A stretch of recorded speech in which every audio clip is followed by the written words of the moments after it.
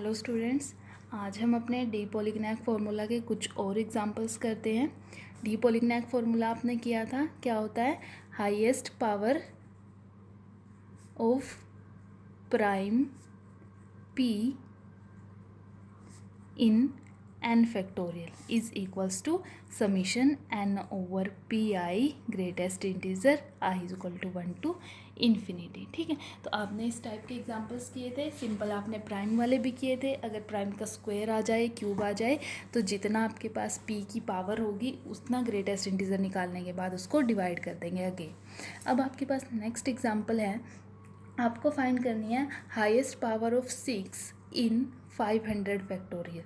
ठीक है, फिर से वही, आपके पास तो फॉर्मूला किसके लिए है? प्राइम के लिए है। प्राइम p होना चाहिए इन n फैक्टोरियल, बट यहाँ पे कितना है? 6। ठीक है, तो पहले तो आप क्या करो, 6 को प्राइम्स में ब्रेक कर लो। आप कर सकते हो 2 इंटू 3 इन 500 फैक्टोरियल। अब देखो 2 भी एक प्राइम है, 3 भी एक प्राइम है, तो अब आपको क्या करना पड़ेगा? आपको 2 की हाईएस्ट पावर अलग से निकालनी पड़ेगी, 3 की हाईएस्ट पावर अलग से निकालनी पड़ेगी। ठीक है, वो दोनों निकालने के बाद आपके पास एक छोटा सा फॉर्मूला आएगा, वो आपको याद रखना है। ठीक, तो पहले तो 2 की हाईएस्ट पावर निकाल लेते हैं 500 फैक्टोरियल में। 2 की हाईएस्ट पावर 500 में कितनी बनेगी? 500 by 2 greatest integer, 500 by 2 square greatest integer, 500 by 2 की पावर 3 ग्रेटेस्ट इंटीजर, 500 बाई 2 की पावर 4 ग्रेटेस्ट इंटीजर। ध्यान रखेंगे जहाँ डिनोमिनेटर बड़ा हो जाएगा।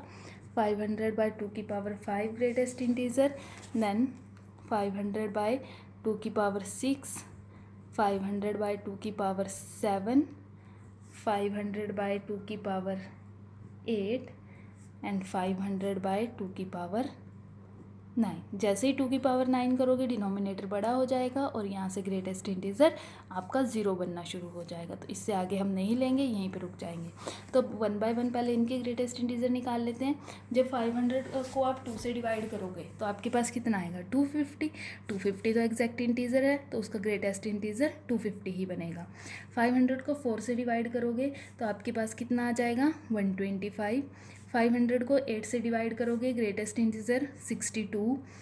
2 की पावर 4 से डिवाइड करोगे, ग्रेटेस्ट इंटीजर 31।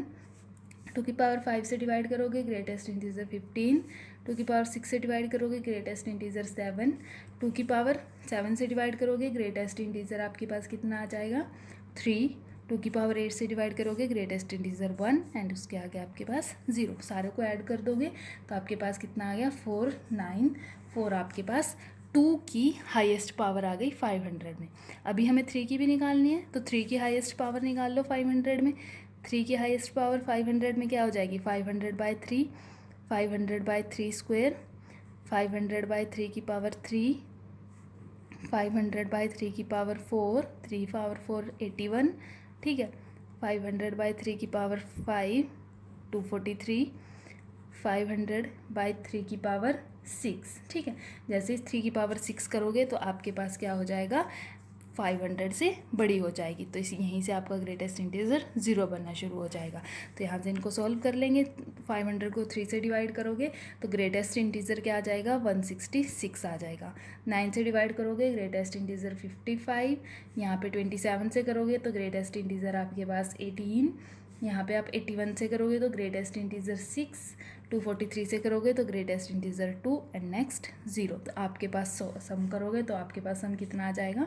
247। ठीक है, अब आपको क्या करना है? आपको तो ये मिल गई 2 की हाईएस्ट पावर, ये मिल गई 3 की हाईएस्ट पावर, लेकिन निकालनी किसकी थी? 6 की हाईएस्ट पावर। तो एक छोटा सा फॉर्मूला याद रखना, जब भी आपके पास इस तरह से प्रोडक्ट में प्राइम आए तो आपके पास क्या हो जाएगा? इन दोनों का आपको क्या करना है? मिनिमम चूज़ करना है, तो वही आपकी 6 की हाईएस्ट पावर हो जाएगी। यानी कि फॉर्मूला क्या हो जाएगा?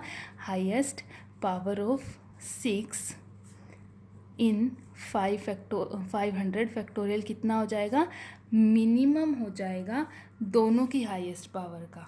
अब minimum of 494 and minimum of 247। Minimum in दोनों में से मिनिमम कितना है 2 4 7, तो 6 की हाईएस्ट पावर कितनी हो जाएगी 2 4 7, आपके पास 6 की हाईएस्ट पावर हो जाएगी।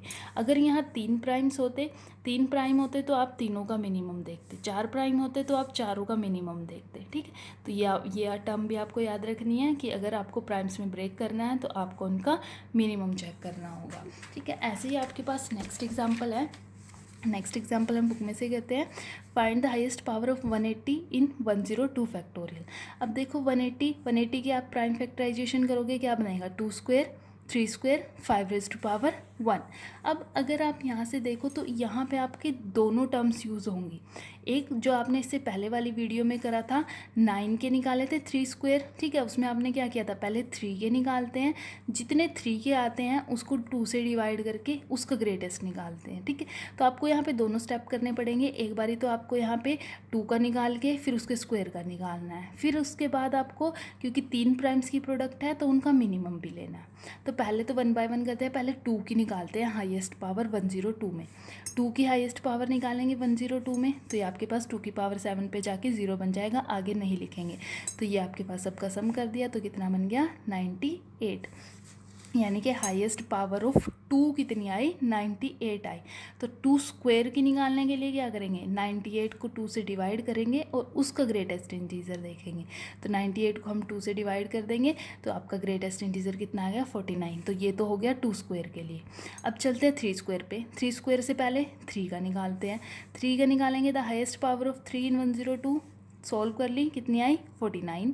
तो 3 स्क्वायर के लिए क्या करेंगे 49 को 2 से डिवाइड करेंगे, 2 से डिवाइड करेंगे 24.5 आएगा। 24.5 का ग्रेटेस्ट इंटीजर कितना आ जाएगा 24 आपके पास आ जाएगा। तो 3 स्क्वायर निकल गया। अब आती है 5 की। 5 के लिए निकाल लो highest power of 5 102/5, 102/5 square 102/5 cube आपके पास आ गया। तो ये आपके पास हाईएस्ट पावर आ गई 24। तो 2 स्क्वायर की 49, 3 स्क्वायर की 24 एंड 5 की 24। तो अब तीनों का प्रोडक्ट है, हमें तो 180 की चाहिए तो इसके लिए फॉर्मूला मिनिमम तीनों का मिनिमम कर दिया 49। आपके पास 3 स्क्वायर की 24 आपके पास पावर है हाईएस्ट, तो आपको 24 लेनी है। तो ये हो गया मिनिमम ऑफ 49, 24 एंड 24। तो इनका मिनिमम कितना है 24। तो आपके पास 180 की कितनी हाईएस्ट पावर जाएगी 24 आपकी हाईएस्ट पावर जाएगी 180 की। नेक्स्ट आपके पास है find the number of zeros at the right end of 11 factorial. अब आपको नंबर ऑफ़ ज़ीरोज़ फाइंड करनी है राइट एंड पे 11 फैक्टोरियल की, यानी कि आपको ये बताना है कि 11 फैक्टोरियल जो है एंड से कितने ज़ीरोज़ इसमें आपके पास आती है, आपको राइट एंड पे जाना है, ठीक है। अब देखो अगर आपको जानी है नंबर ऑफ़ ज़ीरोज़ पे तो आपको एक तरह से क्या चेक करना है, आपको चेक करनी है 10 की हाईएस्ट पावर। 10 की हाईएस्ट पावर तो होगी, मान लो अगर इसमें 11 फैक्टोरियल में 10 की 2 पावर है तो इसमें नंबर ऑफ़ ज़ीरोज़ कितने आ जाएंगी 2। अगर 10 की पावर 3 हुई तो नंबर ऑफ़ ज़ीरोज़ कितने आ जाएंगी 3 आपके पास। तो अगर आप 10 की हाईएस्ट पावर फाइंड कर लो तो आपके पास नंबर ऑफ़ ज़ीरोज़ फाइंड हो जाएंगी, ठीक है। तो आपको फाइंड करनी है नंबर ऑफ़ ज़ीरोज़, यानी कि एक तरह से आपको 10 की हाईएस्ट पावर चूज़ करनी है और 10 की हाईएस्ट पावर निकालनी है तो आपको डी पॉलीगैन फॉर्मूला लगाना पड़ेगा। बट 10 एक प्राइम तो होता नहीं तो उसको प्राइम से ब्रेक करना पड़ेगा। 2 × 5 कर लिया, 2 × 5 करेंगे तो अब क्या होगा 2 की हाईएस्ट पावर अलग से निकालेंगे, 5 की हाईएस्ट पावर अलग से निकालेंगे और लास्ट में दोनों का मिनिमम चूज़ कर लेंगे। तो पहले तो 2 की हाईएस्ट पावर 11 फैक्टोरियल में कितनी हो जाएगी 2 की हाईएस्ट पावर 11 फैक्टोरियल में निकाली 8, फिर 5 की हाईएस्ट पावर 11 फैक्टोरियल में कितनी हो गई 2, लास्ट में क्या कर देना है मिनिमम करेंगे तो कितना आ जाएगा 2, यानी कि 10 की हाईएस्ट पावर कितनी है 2 है, यानी कि आपके पास 10 की हाईएस्ट पावर 2, 10 की हाईएस्ट पावर 2 मीन्स 2 ज़ीरोज़। तो 11 फैक्टोरियल में कितने ज़ीरो होंगी आपके पास 2 ज़ीरो होंगी राइट हैंड पे, ठीक है। इंपॉर्टेंट क्वेश्चन है। नेक्स्ट आपके पास क्वेश्चन आता है prove that 2n factorial over n factorial square is even when n is natural number. आपको इसको इवन प्रूव करना है, ठीक है। इस क्वेश्चन को हम अपना मैथमेटिकल इंडक्शन से प्रूव करेंगे। उससे पहले थोड़ा सा इसमें हम सॉल्व कर लेते हैं 2n factorial by n factorial square. n factorial square को लिख सकते हैं n factorial into n factorial, ठीक है। फिर n फैक्टोरियल को लिख सकते हैं 2n - n फैक्टोरियल।